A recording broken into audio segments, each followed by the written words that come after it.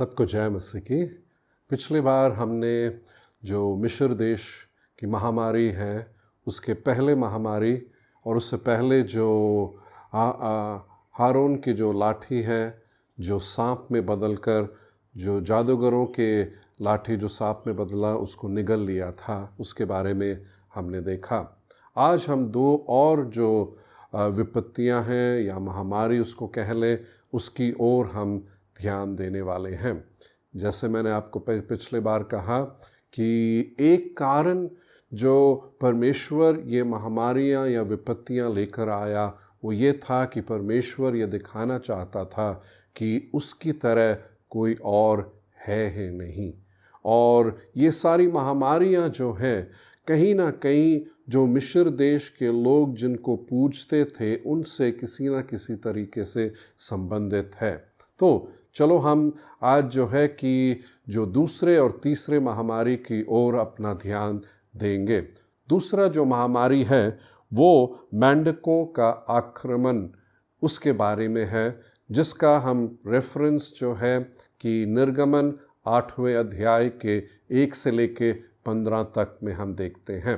अब परमेश्वर ने मूसा को कहा कि तुम और हारून जो है कि वापस फिरौन के पास जाओ और उससे ये कहो कि इज़राइलियों को जो है कि वो जाने देगा। तो यदि वो जाने ना दे तो फिर मेंढकों का एक बहुत ही बड़ा आक्रमण वहाँ पर आएगा। और तो हम ये जानते हैं कि फिरौन ने तो मना ही कर दिया और फिर परमेश्वर के आदेश के मुताबिक मूसा ने हारून से कहा कि वह अपनी लाठी जो है कि नील नदी, झील जहाँ सब हैं, तालाब, वहाँ सब में ऐसे ही उसको उठाकर दर्शाने को कहा था।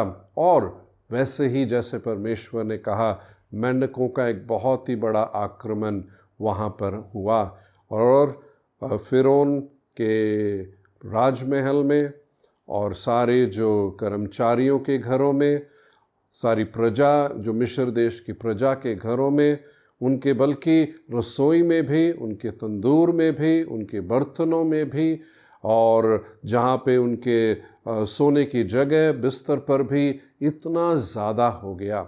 अब ये जब हुआ था तो जो मिस्र देश के जादूगर थे उन्होंने भी ऐसा ही करके दिखाया कि हम भी क्या है कि इन मेंढकों को इस तरीके से लेकर आ सकते हैं। पर जैसे जैसे समय बीतता गया हम ये देखते हैं कि जब ये अति हो गया, हारून बर्दाश्त नहीं कर पाया, तो उसने फिर मूसा को दोबारा बुलाकर कहा कि कृपया करके जो है कि अपने परमेश्वर से विनती करो कि वह जो है कि इस महामारी को हटा दे। अब बेशक जादूगर जो है कि मेंढकों को लेकर आए, पर जहाँ तक हटाने की बात थी जादूगरों के पास वो शक्ति तो बिल्कुल नहीं थी, पर यहोवा परमेश्वर के पास वो सामर्थ्य शक्ति पाई गई थी।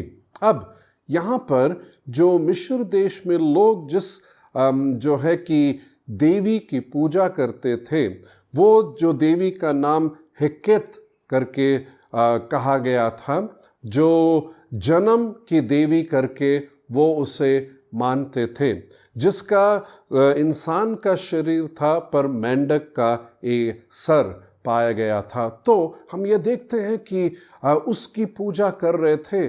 और जब यहाँ पर मेंढकों का आक्रमण आ गया, वो इस बात को देखकर हैरान हो गए, जिसको वो पूछते हैं वही आके आक्रमण कर रहे हैं और उसी को हटाने की कोशिश वो कर रहे थे पर हटा नहीं पाए। पर जैसे फिरौन ने मूसा से विनती किया कि कृपया करके इसको हटा दो, तो अपने परमेश्वर से प्रार्थना करो, तो मूसा ने कहा बताओ कौन से दिन, कब, और मैं अपने परमेश्वर से विनती करूँगा। और हारून ने बोला कि अगले दिन करना।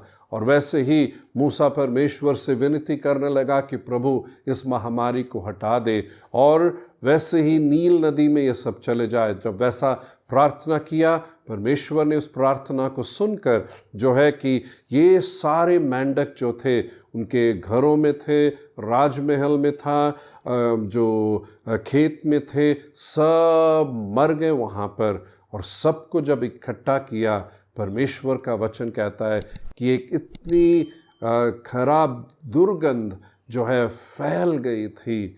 और यहाँ पर हम देखते हैं कि हमारे परमेश्वर ने एक अद्भुत कार्य किया था।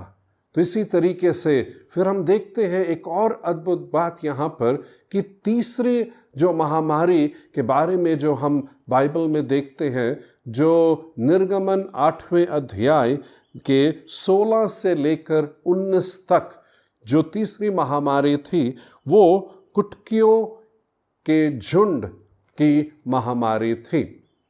अब यहाँ पर एक बात जो थी कि जो मूसा फिरौन के पास नहीं गया, परमेश्वर ने देखा कि जब सब कुछ ठीक हो गया तो फिरौन ने अपने दिल को दोबारा कठोर कर लिया। जैसा उसने वायदा किया, उसने फिर क्या है कि उस वायदे के मुताबिक वो अपना काम किया नहीं। और फिर परमेश्वर ने फिर सीधा मूसा को कहा कि तीसरे जो महामारी के लिए क्या है तैयारी करो, और हारून को ये कहना कि वो अपने हाथ के उस लाठी को लेकर भूमि के उस धूल पर क्या है कि मारे। और वैसे करने के द्वारा जो है सारा जो धूल है वो कुटकियों में बदल गया था। तो यहाँ पर वो इतना ज़्यादा हो गया कि वो लोगों, मिस्र देश के लोगों के ऊपर और सारे जानवरों पर आ गया, और बहुत ही एक मुश्किल दौर उनके लिए था।